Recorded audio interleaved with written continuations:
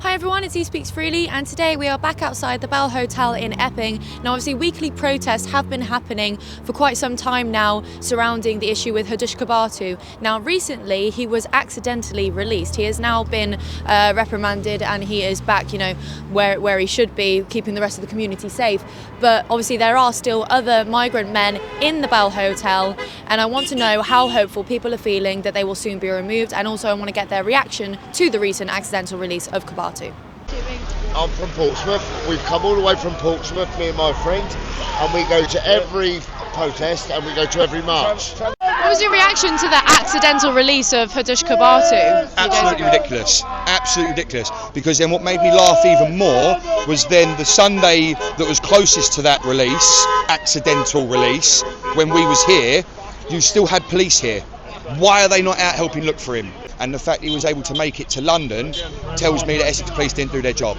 I'd like to know who the guards were that were with him, because there should have been, for one man, should have been at least minimum 2 guards. Listen to me, our country's been overrun, and what you don't understand is, they're already here. It's civil war, the civil war is here. Why was there no, tracking bracelet or anything like that on him, ankle tag or anything like that, I'd like to know who put up the bribe and who took the bribe, because that's how it looks to me.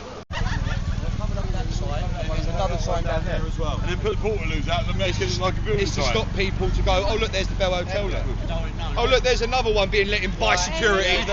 Someone's done that to let him out, just to cause this ruckus, because then all of a sudden the next day, Starmer's pushed digital IDs. While everyone else is worrying, where's this guy gone, digital IDs are being pushed even more.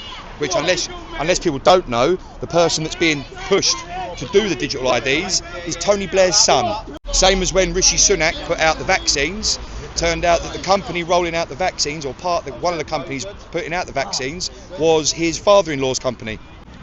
What did you guys hear about the guy that got done for indecent exposure here a couple of days ago?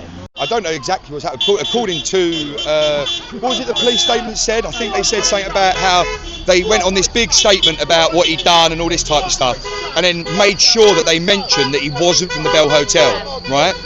But he was apparently from Kingston, yeah? Why, of all the places in the UK, would you travel from Kingston to Epping just to do what you did? It doesn't make sense to me somehow. Chief Constable of Essex has a lot to answer for now, even though he didn't have enough to answer for in the first place. He's now got a lot more to answer for, and he's still we're on the 3rd or 4th month being here now in Epping, I think. It's getting on a bit, yeah. We're yet to see the Chief Constable here. Only time he turned up was after the evening when it all went a bit sour, to obviously make himself look good, and even then he couldn't answer questions properly. I have personally invited the Chief Constable down, not for a row, not for a fight, not for any ruckus, a simple Q&A to put clarity to the people of Epping. That's it, that's all I ask. Yet he still doesn't want to turn up. He'd rather sit in Springfield at the main office watching someone's live feed off their body wall or from the drone footage or whatever it is. Is the drone up? Yeah, of course it is. He's probably sitting there watching the other end of that feed. We've heard about rapes, we've heard about sexual assaults, one in Epping. And what's happened after that? A man throws a cone at somebody in the car with her children, and then pulls his trousers down and behaves in a disgusting animal-like fashion. Where is he? Where is he? He's been let out. What happened to the guy that was in Davenant School? Where's he gone? Silence again. And then last night, people on a train in Huntingdon, on a Saturday night, minding their own business, and we are being lied to and gaslit again, because 4 of those people had their throats slit, and I know that because I've seen video footage that has shown it. Lee Rigby, killed, murdered, UK citizen. 7/7 bombings, UK citizens. Manchester Arena, UK citizens. Southport, UK citizen. There is about as much a UK citizen as them men in that hotel. We have got to rise up, and I swear to God, the only way that we can do that and we can sort this country out is to get this government out. Yes! Yes! Starmer has got to go. He is destroying us. Everyone is seeing it. Even the LGBTQ lefties are seeing that Islam is the enemy. I cannot stand and watch and hear about another girl being raped or sexually assaulted. I can't. I urge of you, Wednesday, Parliament, get Starmer out! Whose streets? Our streets! Whose streets? Our streets! Whose streets? Our streets! Whose streets? Our streets! Whose streets? Our streets! At the end of the day, we've all seen the terrible attacks, and they're just happening far too often as far as I'm concerned. An image that has been released today is of two black guys that look like they've just come out of the Next catalogue. Now, if that isn't our media trying to divide our communities, then I don't know what it is, because them two guys are not the guys that committed the crime on the train. You can never trust a lefty with your kids! You can never trust a lefty! Never trust a lefty! Never trust a lefty with your kids! Save the nation! Deportation! Save the nation! Deportation! Save the nation! Deportation! What they're trying to do is divide and conquer. And unfortunately, it's working. They're doing a very good job. We need to look past the media, and we need to look past the police and understand what's really going on. We see what happened in Whitechapel the other week by them stopping UKIP from going through Whitechapel and telling all the residents of Whitechapel that they was a racial group. That then caused the divide, because I have been to Whitechapel recently and I've spoken to a lot of the residents there, and they said that they're utterly disgusted that we are being told to take down our flags. They said that they was disgusted to hear that I had been arrested for unfurling the flag.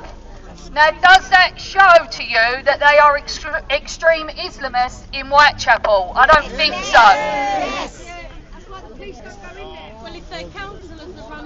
The councillors, 100%, but when you speak to some of the locals there, they are on our side, but they was led to believe that we are all extremists because the media are spreading too many lies. We are all peaceful, all of us here, and we all want one thing. We want to live in a safe, fair and secure country.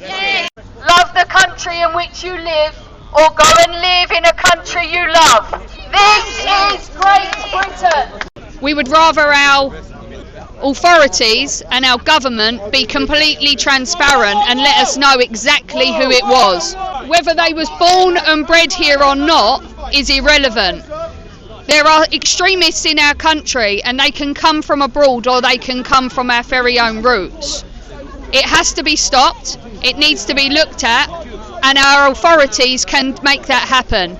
They're all very well and good at picking us offline for saying some hurty words. When it comes to people being killed or knife attacks, they seem to care very little. What do you think about the recent accident or so-called accidental release of Hadush Kebatu? I think it's disgraceful. I don't understand why a mainstream platform either gave him a platform to speak. I think that's just, I haven't even got words for that. This man has sexually assaulted and ruined a girl's life. We've protested for 5 months about this fact. And then he's platformed. And then you're platformed. It's like they're not glorifying it, but he shouldn't even be able. Why speak on there? He's convicted sex offender, you know what I mean? It should just be gone. The more that we accommodate this nonsense, the more subservient we are to this absolute shambles that we've created, the more we're going to be taken for mugs. How do the authorities think that those parents of that girl feel seeing the man that sexually assaulted their 14-year-old girl on Sky News? How hopefully are you feeling that the protest will eventually work in getting them to shut the hotel down? Honestly, I don't know. I don't think this is making as much of an impact as it should. I don't actually think the government even look. I don't even think they give a toss about what we are doing out here, to be honest. They're not. No, not at all. I wish it did. I wish it made a huge difference, but unfortunately, all we can do is this. So we are doing this. This is all we can do, so we're going to do it. Ultimately, as I said earlier, I've got a 17-year-old daughter. I can't let her go anywhere. Yeah, no.